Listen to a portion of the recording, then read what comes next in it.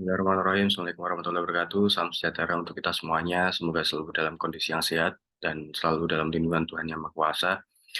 Selamat pagi waktu Tunisia dan di Tunisia sekarang sudah memasuki musim dingin. Jadi tubuh-tubuh tropikal seperti saya ini mulai berguguran ya. Jadi cuaca beberapa hari ini tak tentu, kadang panas, kadang dingin, kadang anginnya kencang seperti itu. Jadi butuh adaptasi. Jadi sekarang saya sedang flu kalau suara saya sedikit besar karena memang sedang ada cobaannya ini.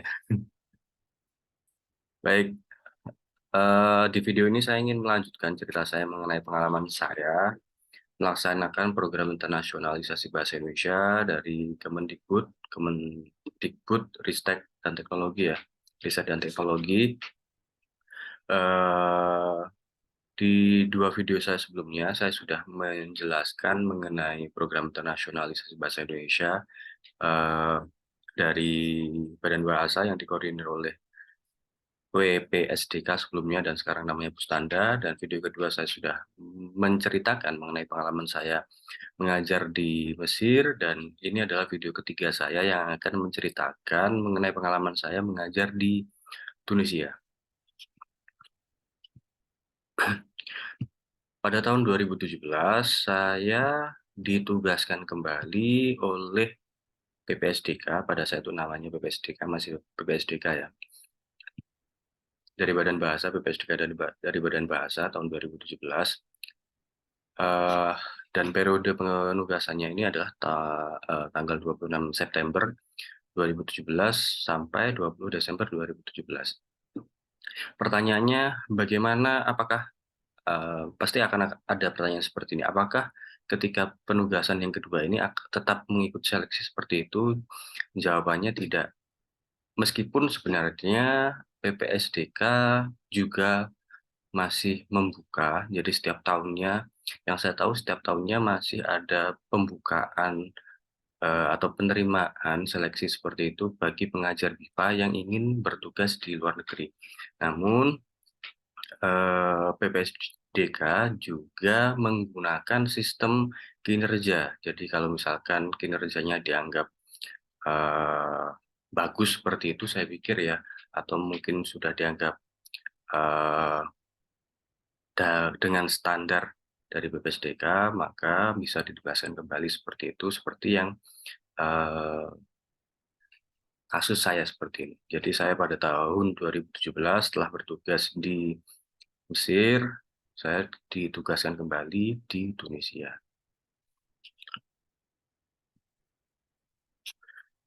Di Tunisia, saya ditugaskan di Universitas SUS. Jadi di Universitas SUS. Kalau yang sebelumnya di Mesir, saya ditugaskan di Puskin, meskipun di Mesir ada dua lembaga, Puskin dan PSI di universitas seperti itu, maka di Tunisia, saya dan satu rekan saya, jadi ada dua pengajar yang ditugaskan di Tunisia pada saat itu, kami ditugaskan di Universitas SUS atau SUS University atau dalam bahasa Prancisnya Université de SUS seperti itu di Provinsi SUS. Nah, pembelajaran bahasa Indonesia di SUS atau di Tunisia sebenarnya di Tunisia itu dimulai pada tahun 2017. Dari tahun 2017 awal. Jadi periode sebelum ada program pertama. Jadi ketika saya dan teman saya itu dikirimkan pada bulan akhir tahun seperti itu, ada pembelajaran sebelumnya. Ada pembelajaran sebelumnya di Tunisia. Sebenarnya sebelumnya itu ada bukan di SUS tapi di Universitas Zaituna. Jadi Universitas Zaituna ini adalah Universitas Al-Azharnya Tunisia seperti itu. Jadi banyak mahasiswa, tidak cukup banyak sebenarnya. Karena belum terlalu populer ya, tidak sepopuler Al-Azhar. Di Tunisia ini ada Universitas Zaituna. Ini adalah universitas tertua di dunia sebenarnya. Kalau teman-teman nanti cari universitas tertua itu sebenarnya di Zaituna, bukan di Eropa. Jadi Universitas Zaituna itu universitas yang fokusnya pada, keagamaan. Jadi ada ilmu fikih, ilmu hadis, ilmu Quran, dan lain sebagainya. Maka dari itu banyak, mahasiswa-mahasiswa dari Indonesia yang lulusan-lulusan pondok pesantren di Indonesia itu datang ke Tunisia. Jadi kampus tertua itu bukan Al-Azhar ya, tapi, Zaitunah. Jadi seperti itu, maka dari itu pembelajaran bahasa Indonesia dulu oleh KBRI ditempatkannya di Universitas Zaitunah, bukan di Universitas SUS. Tapi dalam perjalanannya karena ada hubungan seperti itu dengan pimpinan fakultas di SUS antara KBRI seperti itu, maka ada kerjasama seperti itu antara KBRI dengan Universitas SUS untuk melaksanakan pembelajaran bahasa Indonesia. Maka dari itu tahun 2017 itu pembelajaran bahasa Indonesia di Universitas SUS dimulai. Dan saya adalah atau kami adalah pengajar kedua yang mengajar di Universitas SUS. Di universitas ini, kelas bahasa Indonesia itu setiap tahun ada 2 periode. Artinya 2 periode, karena ini ada di universitas, maka kami mengikuti sistem semester. Semesternya juga ada dua kali, otomatis dalam 1 tahun ada 2 periode pembelajaran. Pada saat itu, dalam 1 periode pembelajaran itu ada 45 peserta. Dan 45 peserta ini datang dari Departemen Bahasa Arab dan Sejarah. Pada saat itu, setelah ada kerjasama antara KBRI dan pimpinan Fakultas Sastra seperti itu di Universitas SUS, maka ditentukanlah oleh pimpinan fakultas bahwa Departemen Bahasa Arab dan Sejarah yang akan melaksanakan pembelajaran bahasa Indonesia. Jadi seperti itu. Dalam 1 periode itu ada 4 kelas dengan 2 level, level bawah dan level atas, level A1 dan A2 seperti itu, karena levelnya masih pertama ya, A1 dan A2. Kemudian alasan orang Tunisia belajar bahasa Indonesia bervariasi. Bervariasinya hanya tidak sebanyak yang ada di Mesir ya. Jadi alasannya hanya untuk belajar di Indonesia dan karena bahasa Indonesia menjadi bahasa pilihan atau mata kuliah pilihan bahasa dengan bahasa Latin Ibrani. Jadi seperti itu.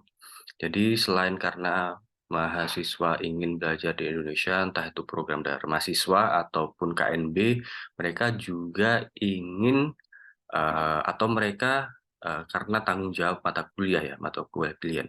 Jadi mereka bisa memilih antara mata kuliah bahasa Ibrani atau bahasa Latin. Beda ketika di video sebelumnya ya, ketika orang Mesir belajar bahasa Indonesia, bervariasi sekali. Itu karena faktornya sejarah juga, artinya sejarah juga dulu hubungan antara Gamal Abdul Nasir dengan Soekarno sangat dekat dan orang-orang Mesir itu sangat mengenal Soekarno. Soekarno itu seperti seperti saudara sendiri, jadi seperti itu makanya sampai tahun 2016 pun ya keturunan-keturunan mereka masih sangat mengenal Indonesia dan maka dari itu latar belakangnya beda-beda. Ada karena pekerjaan, ada karena pendidikan, bahkan karena mengetahui latar belakang orang Indonesia yang dianggap sangat sangat baik seperti itu, sampai ingin dekat dan menjalin hubungan dengan orang Indonesia. Sementara di Tunisia, informasi mengenai Indonesia itu tidak sekuat di Mesir ya. Artinya, meskipun Presiden Soekarno dengan Presiden Tunisia pertama Habib Bourguiba itu punya hubungan yang baik, tapi tidak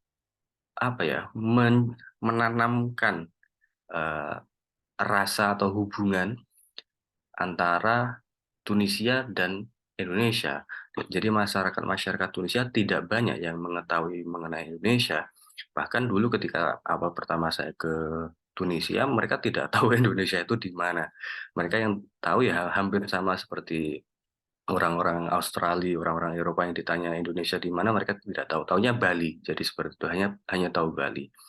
Jadi orang-orang tua di Tunisia dulu mungkin jauh lebih tahu mengenai Soekarno, mengenai Indonesia, tapi keturunan-keturunannya minim informasi seperti itu. Maka dari itu diplomasi diplomasi perlu dilakukan di Tunisia terkait dengan sejarah, budaya maupun bahasa Indonesia.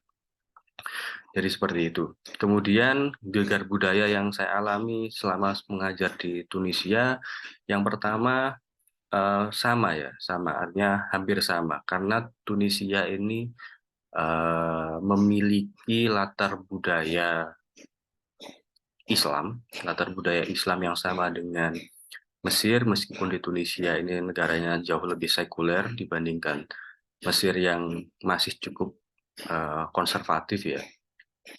Tapi mereka ketika bertemu dengan nama-nama yang asing, nama-nama Muslim, ketika mereka tahu saya Muslim dan nama saya cukup asing bagi mereka, maka mereka tidak pertama sulit melafalkan nama saya, Nanang, Nanang dan lain sebagainya. Maka mereka mengganti nama saya karena saya sudah tahu latar belakang sebelumnya di Mesir, maka dari itu saya ya langsung saja dengan inisiatif ketika berkenalan langsung berbicara nama saya Abdurrahman ataupun Chef Rohman seperti itu supaya lebih mudah di telinga orang-orang yang memiliki latar belakang bahasa Arab atau memiliki latar budaya Islam seperti itu.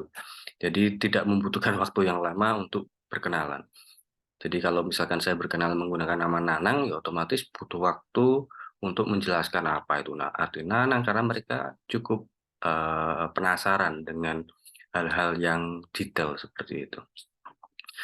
Jadi itu gegar budayanya ya.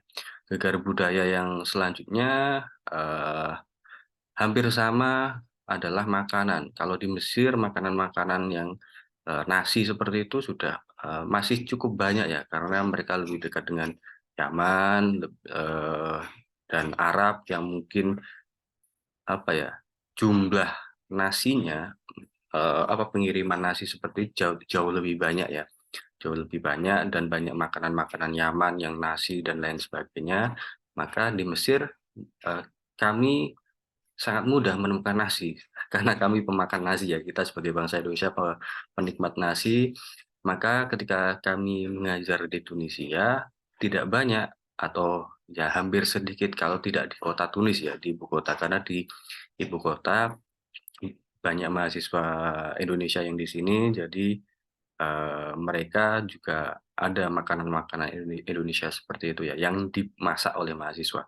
Sementara di tempat penugasan kami di SUS itu, ya kami adalah dua orang Indonesia yang tinggal sendiri di sana. Jadi tidak ada orang Indonesia yang lain ya. Jadi nasi, beras-beras yang ada di sini ya beras kebanyakan dari Thailand. Dari Thailand seperti itu yang kemudian mereka packaging seperti itu mereka mereka kemas kemudian mereka jual di Carrefour seperti itu. Nah, untuk makanan-makanannya karena di sini itu lebih dekat dengan budaya Perancis karena jajahan Perancis dan orientasinya mereka itu ke barat, memang jauh lebih ke barat ya, ke Perancis. Maka budaya-budayanya seperti makanan ya makanan-makanan yang ya roti seperti itu. Meskipun di Mesir juga makanannya ish atau roti juga, tapi di sini ya jauh lebih banyak makanannya makanan roti dengan model-model roti seperti itu. Dan kami yang masih terbiasa dengan nasi itu yang membutuhkan waktu beradaptasi. Tapi dalam perjalanannya ya makanan-makanan ini ya membuat kami ingin kembali pada akhirnya. Jadi seperti itu adalah gegar budaya. Dan yang ketiga cuaca. Di sini cuacanya ada musim dingin. Jadi musim panas dan musim dingin. Di bulan Desember dan Januari itu bulan dingin-dinginnya di sini. Bahkan di Tunis, di ibu kota di Tunis paling utara yang lebih dekat dengan Palermo, itu kalau ke Palermo itu hanya sekitar 2 jam, 1 jam sampai 2 jam ya itu seperti dari Jawa menyeberang ke Madura atau dari Banyuwangi ke Bali ya jadi seperti itu di sana ada salju maka dari itu di seluruh kawasannya memang dingin tapi hanya beberapa di satu kota saja, di kota yang paling dekat dengan Eropa itu yang ada saljunya. Tapi semuanya dingin, maka dari itu untuk manusia-manusia Indonesia seperti saya, manusia tropis, ya cukup membuat kami kedinginan. Itu gegar budayanya. Tapi sukanya yang harus saya akui bahwa adalah dibandingkan ya ketika saya mengajar di Mesir, karena pada saat itu mungkin ya Mesir karena pada saat kudeta, kemudian ekonominya sedang turun, maka keramahan mereka itu kurang nampak seperti itu ya, yang saya rasakan. Tapi ketika saya mengajar di di Tunisia, negara ini relatif aman, relatif tenang, orang-orang ramah. Jadi setiap saya mengajar, karena saya mengajar jalan kaki seperti itu sekitar 30 sampai 45 menit, setiap saya melewati rumah orang Tunisia seperti itu, saya selalu disapa. Jadi apa ya, orang-orang di sini tuh ramah, ramah sekali. Bahkan beberapa kali beberapa rumah itu langsung menghentikan saya untuk ayo makan bersama. Dan ketika beberapa kali saya tolak, saya sudah tidak enak lagi menolaknya, otomatis saya mampir mampir untuk makan, menikmati makan ya roti baguette. Kalau teman-teman pasti tahu, roti baguette-nya Prancis seperti itu, yang panjang itu. Dimakan dengan cocolan sambal seperti itu. Jadi itu sukanya. Jadi orang-orang Tunisia itu orang-orang yang bagi saya pada saat itu ya orang yang ramah dibandingkan negara-negara yang pernah saya kunjungi, Thailand dan Mesir sebelumnya. Karena saya 2 kali sebelum ke Tunisia pernah ke Thailand dan ke Mesir, jadi perbandingan yang saya dapatkan ya hanya 3 negara ini. Dari 3 negara yang sudah saya datangi, bagi saya Tunisia eh, masyarakatnya sangat ramah. Jadi itu cerita saya, dan ini adalah foto-foto yang menggambarkan penugasan saya di Tunisia. Jadi saya akan ceritakan satu persatu. Ini adalah uh, jadi ini saya, dan kemudian ini Pak Nawari. Pak Nawari ini dari Balai Bahasa Jambi, kalau di Sumatera, antara Jambi atau Riau, saya sedikit lupa ya. Jadi Pak Nawari, kemudian ini Bu Merita ini Pensosbud pada saat itu, dan ini Pak Ikrar Nusa Bakti, orang yang hari ini sangat terkenal ya, karena berkomentar mengenai keluarga Solo, keluarga Jokowi, karena pada saat itu beliau adalah duta besar di era pemerintahan Pak Jokowi.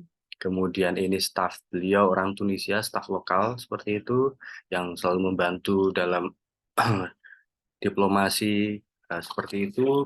Dan ini adalah pimpinan-pimpinan fakultas. Ini Pak Monsef selaku dekan, dan ini Pak Kamel selaku ketua departemen. Jadi seperti itu.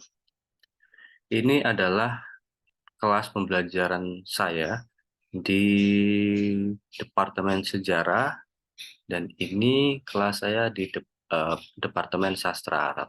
Jumlah pembelajarnya memang lebih banyak dari sastra Arab atau bahasa Arab, karena faktornya mereka mempelajari bahasa, sementara di sini belajar tentang sejarah.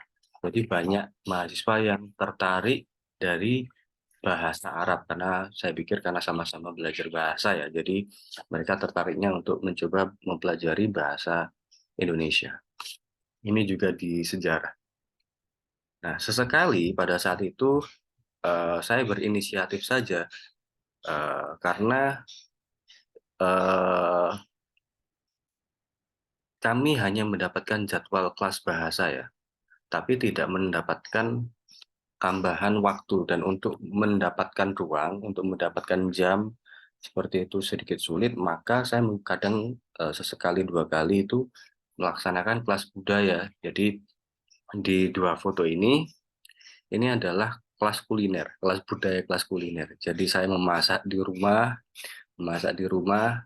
karena tidak mungkin, sangat tidak mungkin mengajak mahasiswa ke rumah karena di sini ada aturan seperti itu. Pembelajaran tidak aturan pemerintah itu seperti itu. Tidak, pembelajaran hanya dilaksanakan melalui jalur pemerintah seperti itu. Tidak boleh kita tiba-tiba membuka kursus seperti itu. Kalau di Indonesia kan sangat mudah buat kursus, buat rumah baca dan lain sebagainya itu sangat mudah. Kalau di sini tidak bisa, dibatasi. Maka dari itu saya tidak memungkinkan untuk mengajak mahasiswa untuk misalkan memasak bersama di rumah seperti itu. Kalau misalkan nanti ditanya kenapa tidak diajak ke rumah saja karena faktor itu.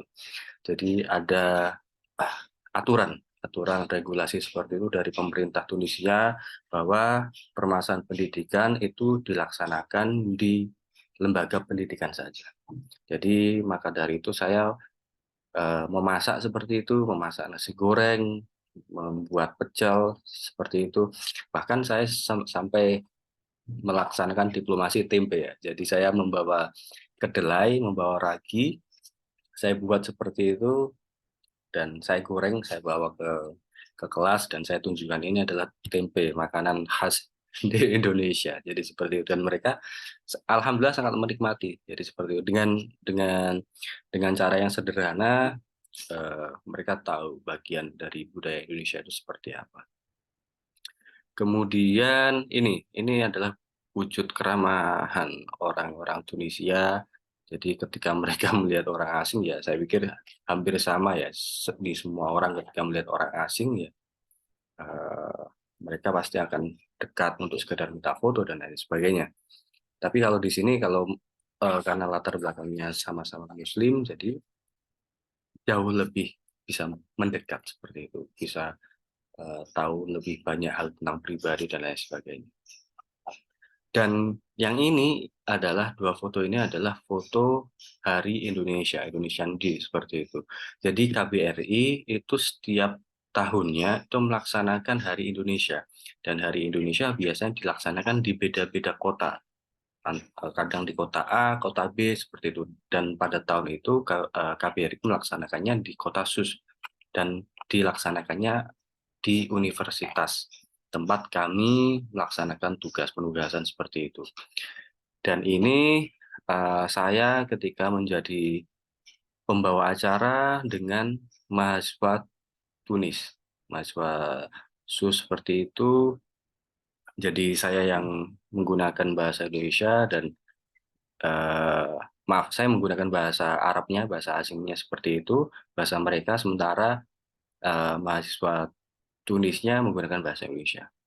Dan ini adalah kegiatan-kegiatannya. Jadi kegiatannya ada tari, ada makan bersama, makanan Indonesia seperti itu, dan ada sambutan-sambutan. Jadi ini Faculté des Lettres et des Sciences Humanities. Seperti fakultas ilmu sastra seperti itu ya. Atau fakultas ilmu budaya. Kalau seperti di UGM seperti itu, fakultas ilmu budaya. Jadi itu teman-teman cerita saya hari ini berkaitan dengan penugasan saya di Tunisia. Jadi saya berterima kasih kepada pihak-pihak yang terlibat dalam proses internasionalisasi bahasa Indonesia dari BPSDK, Taiji, Kang Yus, kemudian Panawari, rekan saya seapartemen, sepenugasan, dan pihak-pihak KBRI, termasuk Mas Aris ya, Mas Aris, dan semua mahasiswa saya, semoga semuanya selalu dalam kondisi yang sehat dan dalam lindungan Tuhan Yang Maha Kuasa. Saya akhiri dan terima kasih sudah mendengarkan cerita saya. Wassalamualaikum warahmatullahi wabarakatuh. Dadah.